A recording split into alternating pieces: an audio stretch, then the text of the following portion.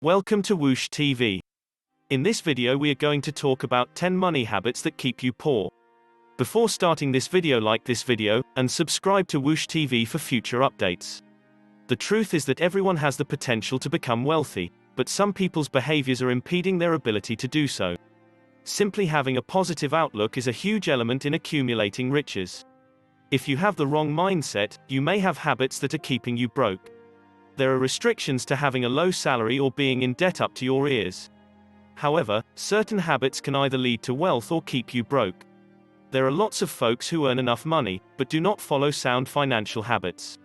The following are the top 10 money habits that keep you poor. Number 10. Relying on only one source of income. Having a sole source of income is a way of life for most people, and this income is usually in the form of a paycheck. Unfortunately, occupations aren't as safe as most people believe. In reality, over 21 million workers were laid off by US businesses in 2018, meaning that if your employment was your main source of income, your cash flow came to a halt. Think of yourself like a tree when it comes to earning potential. Do trees have only one branch that bears fruit? The answer is simple: no. Flowers and fruits are produced by several branches. You should, too. You should continue to develop and learn new ways to make your money work for you. This is not only prudent, but also a secure method of assisting you in sleeping at night. The answers to each of these unhealthy behaviors, of course, differ from person to person. Someone may need to replace the mood-boosting elements of shopping with exercise, while another may need to chop up their reward card to avoid temptation. However, like with any bad habit, the first step is to admit that you need to change your behavior. If you're constantly jeopardizing your financial security, it's time to take a step back and assess your situation.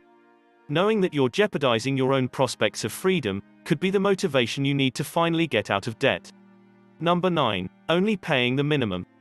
Paying the bare minimum each month won't get you out of debt. In fact, minimum payments are sometimes calculated to be around 4% to 6% of your balance, which might mean you're not only staying in debt but also incurring additional interest. Remember that when you look at your credit card statement, you owe the entire total, not just the amount stated under minimum payment. Number 8. Taking interest-free loans. Stores that offer no-interest loans, like credit cards that offer points and prizes, are simply drawing in potential borrowers and persuading them to spend more than they can afford. The terrible part is that many people who take advantage of these deals won't pay off their loans before the interest-free time expires, and they'll be hit with fines and even retroactive interest from that interest-free period.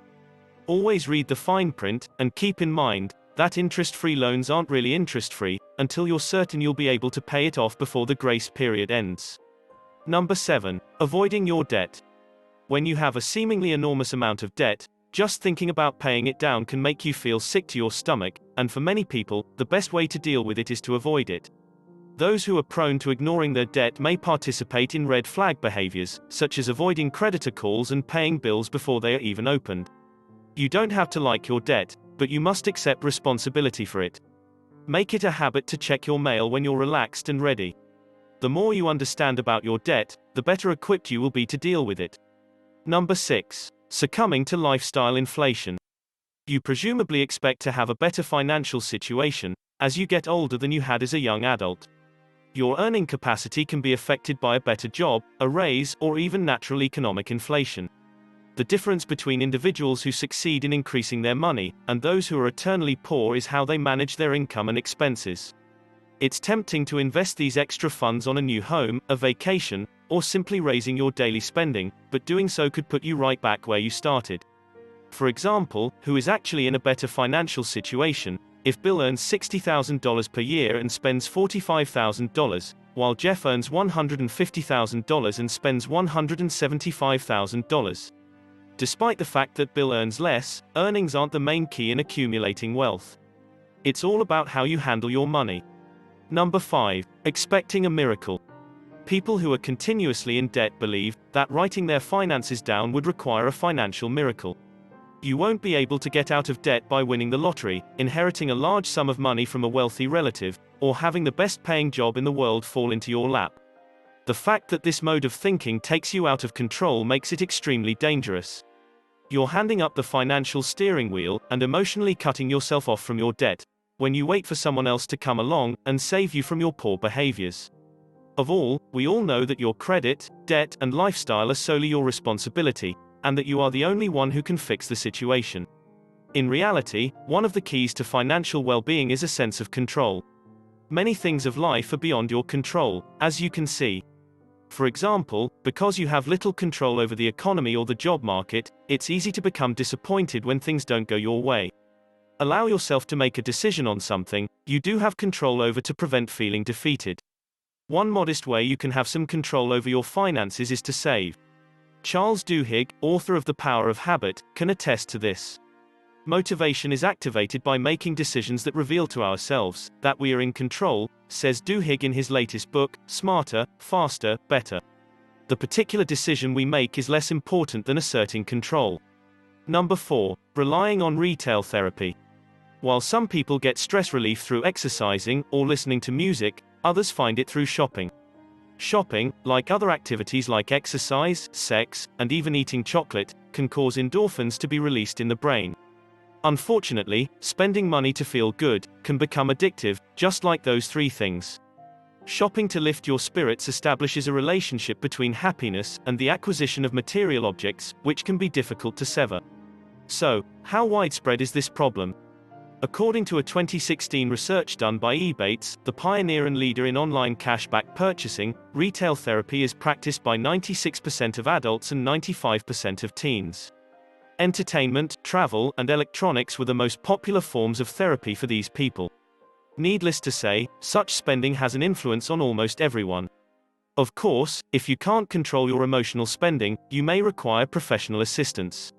Shopping addiction is real and tough to overcome, but with the aid of a qualified mental health professional, you can identify your triggers and develop coping skills to help you stay out of debt. Number 3. Keeping up with the Joneses. Real estate brokers frequently argue that being the worst property on the finest street is preferable to being the best house on the worst street. When your neighbors appear to have everything, though, the desire to acquire the finest house on the best neighborhood can eclipse your financial expertise. Keeping up with the Joneses, or competing against family members, neighbors, or friends, is a psychological trigger that can lead to overspending. While some people are unconcerned about how they compare to others, it can be a significant hardship for some families. When a friend buys a new car or house, OES on a lavish vacation, or even wears pricey jewelry, it can provoke competitive behavior that leads to poor financial decisions. Number 2. Using credit cards for the points. Not every reward credit card is bad. In fact, when used carefully, some can be a valuable addition to your wallet. Credit card issuers, on the other hand, offer those incentives for a reason, and it isn't out of the goodness of their hearts. Simply put, rewards motivate you to spend more. According to a 2010 study presented at an American Economic Association meeting, simply using a rewards or points-based credit card, with a 1% return boosted monthly spending by $68, while overall credit card debt increased by $115 per month. Suddenly, that point-gathering strategy doesn't look so smart. Number 1. Impulse buying. Those who are continually in financial difficulty are more likely to grab something regardless of whether it is on sale or not, even if the purchase was not intended. In fact, impulse purchases can lead to a variety of problems. For starters, many people may explain their impulse purchases by claiming that they earned the item or that it is a need rather than a desire. Second, putting these impulse purchases on a credit card could result in the person paying for the item without having the means to repay the expense. Finally, these haphazard purchases make sticking to your budget much more difficult. What do you think about this video? Do let us know down in the comment section below. If you enjoyed this video and want to hear from us again, be sure to hit that subscribe button before you go.